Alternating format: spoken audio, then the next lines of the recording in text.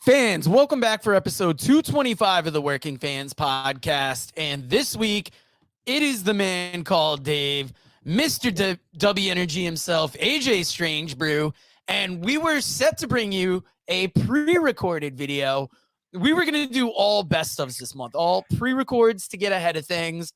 But time being what it is, and whatever the fuck's going on with my computer, I was not able to assemble the best of this year's interviews. So, Dave, you did the interviews for the most part. A great connection with Trayvon Jordan this year. Why don't you tell us a little bit about that? Because the first one was during his injury when we were sponsoring them at Wrestling Open. And then we talked to him again as a promotional thing for the Grizzled Great Get Together. And then he even gave us a bonus interview after that. It's done the same day, but like more personal. So, Dave, what was that like to talk to Trayvon Jordan and make that connection? And Mr. W Energy over here is mainlining it. Do you want to get to the ad read first, AJ? Because I feel like you're hopped up. You know, I can never go without talking about Dubby. It's what keeps my veins popping. It's all like www, can't you see? It's got me working, and we are the fans working. So use fans working, 10% off at w.gg. You can mainline it like I do, or you can add it to water or your favorite drink, whatever you prefer to do. But it'll give you energy like we have here on the show. And I guarantee you want this. Yeah. Mainline it with a needle and a spoon. Dave, back to Trayvon Jordan. Trayvon Jordan, hope you're hearing this year. Trayvon, it was very interesting because like we got him right in the beginning, you know, hearing about his injury and stuff and what he was going through. Right around the time, coincidentally, we were going to sponsor them at Wrestle Open. He was on AEW Dark, I believe, the taping a couple nights before, and injury, very untimely injury. And we talked about timing and what a huge thing that was because, you know, I said this to him, you know, you look at a team like Private Party that came on the scene and we saw them wrestle Waves and Curls at a Northeast Wrestling show. And I know AJ was there and I remember thought to myself, wow, Waves and Curls to me, not so much maybe from an athleticism point, but from a stage present point, really seemed like they had a bigger presence than Private Party. But Private Party having the connection with the Young Bucks, no knock on them, and timing, it seemed like they got that spot. And it could have easily been Waving Curls. AJ, I'm going to get back, so go ahead. No, I just want to say something real quick. Funny story is we saw them together. However, before that, I was at a Northeast Wrestling show, and I actually text messaged Dave and told him, I was like, there's wrestlers here that are coming out to Whitney, Houston. Yes. I want to dance with somebody. You're going to love this tag team. Then we saw him at that show, and little did we know that Trayvon Jordan would end up being such an integral part of our show over the last year leading from there. Yeah. So, again, right. So, timing me and everything, me and Trayvon talked about possibly going to similar wrestling shows and not, you know, knowing we were there. And then come to find out, you know, he's back from injury. He made great timing and a show that we were going to be a part of, the Grizzled Great Get Together, helping sponsor that. He's a part of that show. So he agrees to do an interview to help promote that event. It's a quick little 5-minute thing.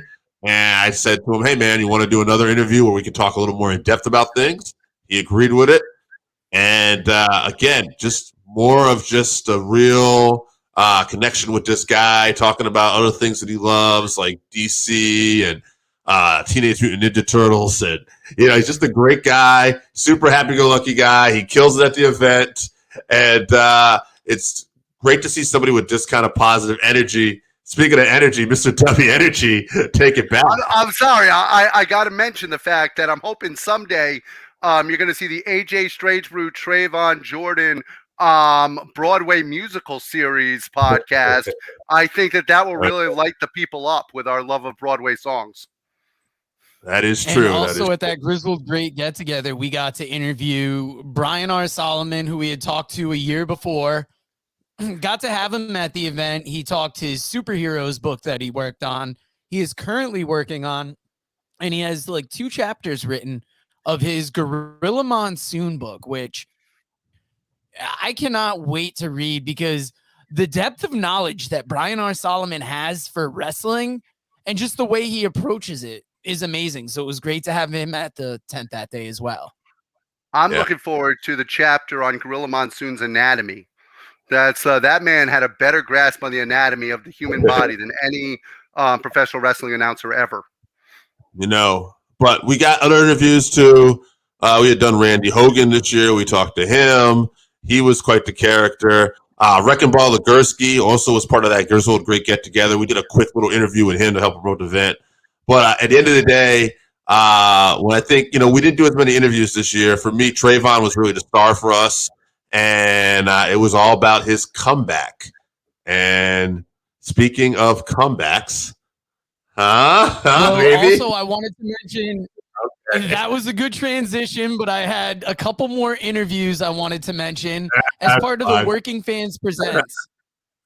We talked to Naomi from Colton, Connecticut. We started off the year with her. That was an interesting interview, a little outside of our usual, subject matter. And then also on Thanksgiving Day, we released the interview with Joey Batts from Hip Hop for the Homeless, which tonight is the New London show if you're watching this live. So go down to the Oasis Pub in New London. We will have some wrestling boxes being raffled off, and all proceeds go to the New London food banks and homeless shelters. If you go to the Strangebrew Pub next Saturday, they will also have crates, and the proceeds will go to benefit not only Norwich, but Jewett City. We will not be at the event because next weekend, it looks like we will be at NXT Deadline, and that's a great comeback of the WWE to Connecticut. But like Dave said, that's not the only big comeback this week. Because as you saw on our live watch along, which I know everybody watched, and if you didn't watch, a lot of the people watching aren't subscribed. So like, subscribe, share wherever you can, because CM Punk's back in WWE. That night, we had a little bit of a delay issue, so I feel like maybe our reactions were not as wild as some that you saw on the internet. I think Dave had a pretty spirited reaction. AJ and I almost seemed confused. Like, I don't know. It was the end of a 4-hour watch along. You be full of life at the end of one of those. So he just wasn't sure. He was getting a little miffed at me, but that was all in good-natured fun. And at the end of the day, as far as CM Punk's initial return, because obviously we saw him on Raw too, and to me there was two different things there. But the way they brought him back, and now there's a point where I'm like, you assholes, and I think Joe says we're the assholes. You were trying to explain something. I wasn't talking about you. I was actually talking about WWE for breaking out that old NXT thing again with the trademark. And I was like, God damn it, you got me. Because at that point, I'm like really thinking, well, he's not coming out.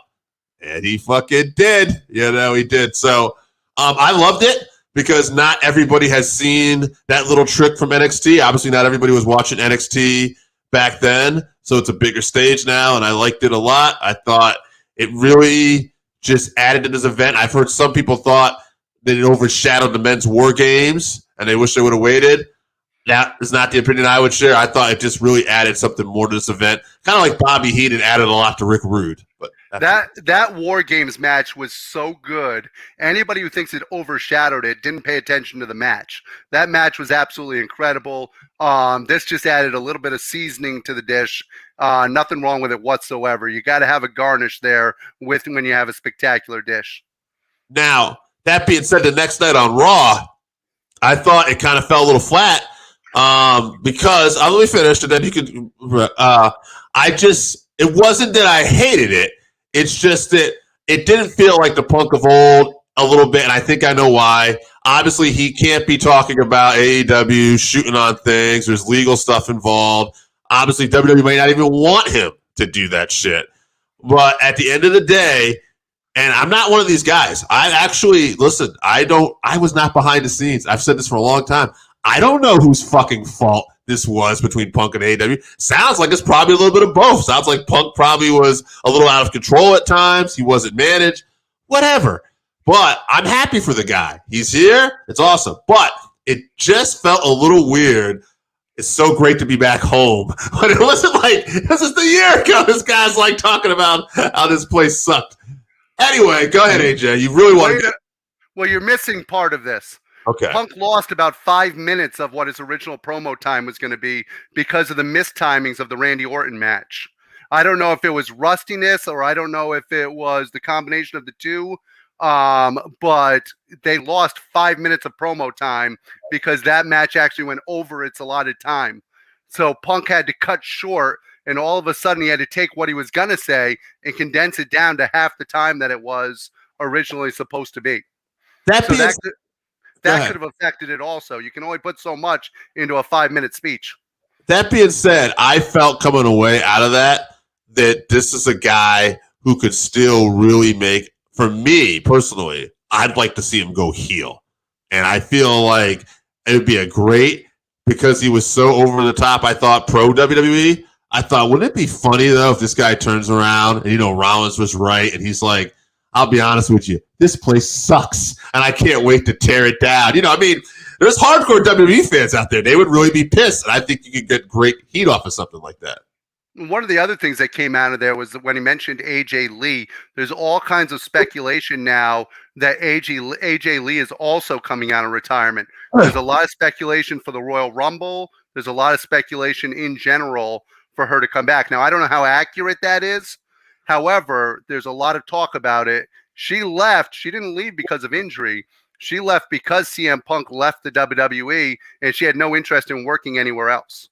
Right. Yeah. So it will be interesting. It was interesting. Her name got dropped. I do wonder if we'll see her again at some point. I think a lot of people would love to see AJ Lee back, see what she could do. Hard to say for sure. Been gone a long time. But, I could definitely add something. Absolutely, though, I still, at the end of the day, even if, whether it was rushed or whatever the case was with the promo, I'm still on a high that this guy right now, I think it's great. I think it adds that much more to WWE. I think it takes nothing away from AEW. I might be in a minority. I think that AEW's got its own thing going on. There's some great stuff going on. NXT is up. Go ahead. Part of it is also going to be getting used to the WWE machine again and having limitations on his time, limitations on what he can say. The WWE is much more in control of a segment than what he's been in for AEW. In AEW, he could go out there and just talk about what he wanted to talk about, go as long as he wanted to go, and they were going to make the segment work around him. That's not how it's going to be in the WWE. So, knowing all that, I'll post this to you guys. This is not something I necessarily see happening. I doubt it. But what do you think about this? I was thinking about this. Let's say WrestleMania, night 1 and night 2. Night 1, CM Punk, Seth Rollins. CM Punk wins the world title off of Raw.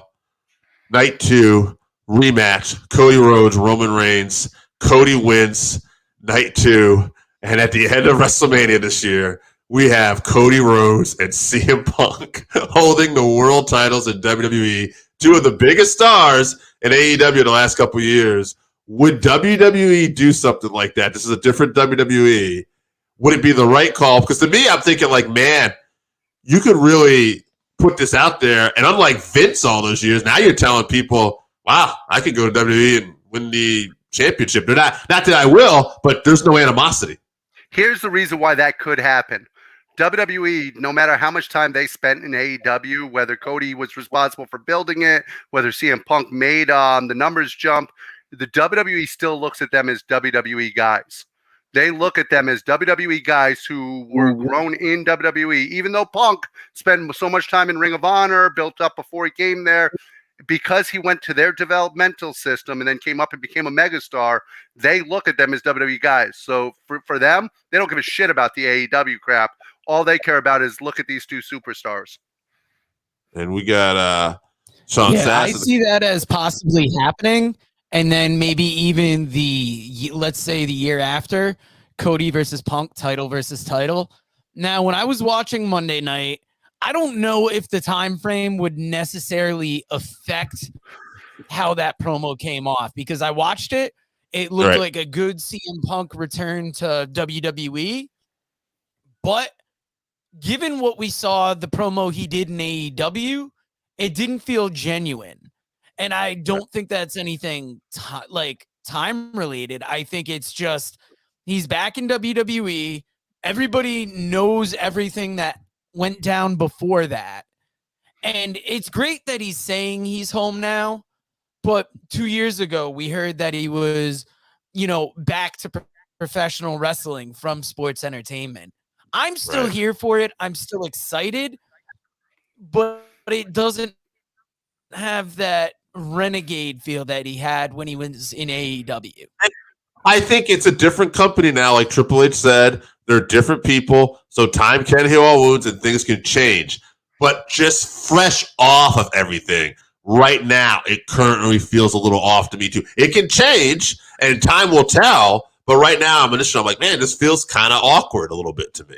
I think my major problem with it is, and maybe you guys will understand this, coming out of Ring of Honor, coming out of his early time in the WWE, I was a big CM Punk fan. I loved his style. I loved the way he would talk on the mic. I loved what he did. Over the years, I feel like he treaded greatly on how we fans feel about him.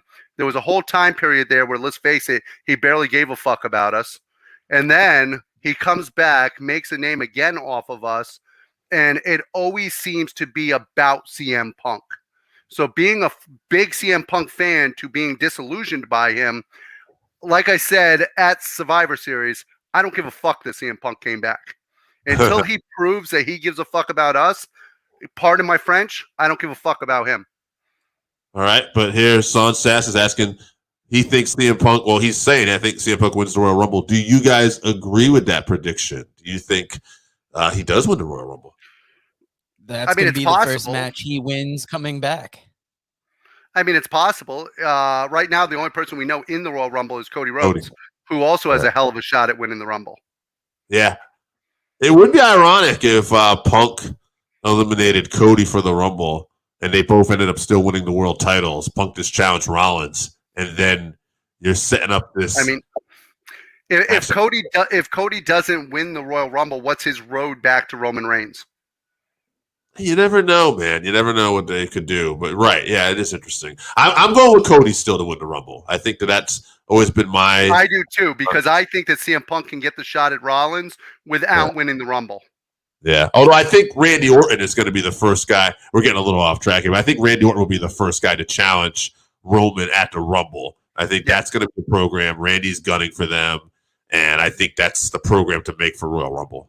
And here's the difference between Randy Orton and who has faced Roman over the last few months. Randy Orton is a 14-time world's champion. He's somebody who's very believable to be able to beat Roman. Sure. Absolutely. All right.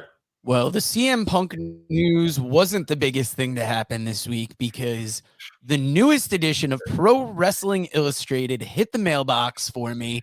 And not only does Brian R. Solomon have a Tony Storm interview in there, but they did their 4th annual Tag Team 100 list. And this was a big deal last year because the Usos took number 1. I think it was the Briscoes had an issue with this. FTR had an issue with this. Sadly, this year, Jay Briscoe died. So it's mainly been a Mark Briscoe singles run. And who do you guys think was the top tag team of last year, if you had to guess? Wait a minute. Let's talk about the 3 top tag teams real quick. The Usos are no longer a team. Right. Jay Briscoe dies. And FTR has been irrelevant. Yeah. So there's going to be a new tag team on top. Who's the top tag team of this year is really hard. I would kind of go, man, I would think FTR is still a possibility. But FTR's done almost nothing this year. They'd have to tag talks for a little bit in the beginning, though. I'm trying to think of when this started. It's tough for me. I mean, you got to look at the evaluation. You got to remember that for PWI, the evaluation period is November of last year to October of this year. And they look at momentum, wins and losses, chemistry, creativity, activity, and it factor. It's tough to say. I don't think anybody And AEW was really sticking out. I liked the Guns run for a little bit before FTR took it off of them. FTR did not end up having the great run with the tag belts. I can't say it's Big Bill and Ricky Starks at this moment because they just feel like they just got it.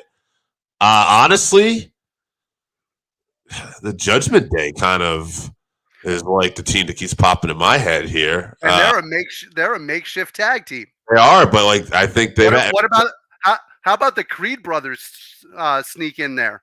They won the NXT belts. They've come up big on WWE television. They came up big on WWE in the last. Well, I will let you guys know the Judgment Day is 8th. Okay. And I will see where I can find the Creed brothers if you want. Wow, The the Guns fact are that you have 21. to find the Creed brothers. Holy shit. How about the Gun Club? Well, there's a lot of teams in here. Like, I will let you know that FTR is number 1. Okay. Yeah. Can you guess number 2? I think that's going to be a tough one. That's just people going with name recognition. Is it Kevin Owens for number 2? Kevin Owens and Sami Zayn were number 3. Okay. In my opinion, I think the Gun Club should have been number 2. Yeah. Well, number 2 is Aussie Open. Aussie Open. Okay. Which they're up from 11th the year before. Right. Because they had that run with the Ring of Honor. Number 4 you're not going to get. That's Hiroki Goto and Yoshihashi. We're going to be looking at international teams probably. Yeah. That was literally coming out of my mouth next. But this is such like a list. Like Motor City Machine Guns are 5. Yeah. And which both, I believe, are holding single titles currently. Yeah, yep. But I mean, if starting like last year around this time, I don't know what their tag team status was because we don't watch nearly enough Impact. Yeah. It's tough to say. I guess what we're looking at is on a big stage. I didn't feel like there was consistent top tag teams this year. To be honest with you, the Gun Club, like I said, the Gun Club and the Creed brothers were the 2 best tag teams of the last year for me. Yeah, the Creed you can make a good argument from. It's just they're really starting to have their WWE success right. How about Gallus from NXT? They had a hell of a run with the NXT tag titles. They had a hell of a run with the NXT tag titles. Name because I haven't seen the Creed brothers yet in this list. Wow. Oh, that's interesting. Yeah, I would have had the Creeds. Even Gallus is 25th. Wow. They held, for the first part of the year, Gallus held the tag titles for most of the first half of the year. Well, there you go. Yeah, this is an interesting list. Like seeing so many tag teams featured. Like our favorite, or I would say my favorite, the Miracle Generation of Dustin Waller and Kylon King. They hit 52. Yeah, good for them. Let's see. Yeah, where's Curls and Waves? Curls and Waves. Waves and Curls was not on this because if you think about it, from late last year to mid this year, Trayvon was out with the injury. And that was one thing, their entrance at the Griswold Great Get-Together, like you were talking about the Whitney Houston, it was so big that I have a feeling next year when this Tag Team 100 comes out, the momentum Waves and Curls is getting, they're going to be in like the mid 40s if I had to guess. Yeah, I just don't believe it was a good year for tag teams. I'm going to be honest with you. I think that there was some good tag team matches along the way, but I don't think it was a good year for tag teams in general. Last year, the Briscoes and FDR had that war, that trilogy war, and FDR was holding tag titles in New Japan, AAA, and AEW, and Ring of Honor, all around the same. Well, no, Ring of Honor. They didn't have the AEW at the point, but they had all these different titles, and then you had the Usos in the process of getting the longest tag team title reign of all time. It was a hell of a year for tag team wrestling last year, and I just feel like we're in a transition period right now. Yeah, even the Street Profits were non-existent for the beginning of the year. You had a lot of tag teams that were just getting by. Yeah, but the fact that people didn't recognize Gallus with their run, it just shows me it's a popularity contest and not an actual. There you go. AJ. Well, that is a great issue. And if you want to keep up with us through the rest of November, next week we are doing, and you're going to notice it because it was taped when we did the live watch along, 531 best of 2023. Find out what topped our list. And what's interesting about that is that was prior to the CM Punk return. So you had some people where Punk was on their list in one way or another, and you have to watch next week to see how that comes out. The and week we did after tape that in we're going to be Technicolor. doing 531 worst of 2023. The week of Christmas, you are going to get the 2023 prediction show where we look over this year's predictions and make some predictions for next year. And then we are ending out the year with the year-end awards. But before we do any of that, we got one last place we got to go, fellas. And that's to Wrestleville. Read about the Northern Wrestling Federation in the book presented by Wrestleville.com, The Pro Wrestling Vault, Volume 2. Hear the story of Roger Ruffin, the man who trained Carl Anderson, the Monster Abyss, Jordan Clearwater, Chris Harrison, Jillian Hall. Plus 45 other short stories including Jazz, Bobby Eaton, Kamala, Thunder Rosa, Mario Mancini, Scott Casey, PJ Black, Kerry Morton, Sal Renaro, Jeremiah Plunkett, Colby Carino, Bam Bam Malone, and many others. Get your book today at Wrestleville.com.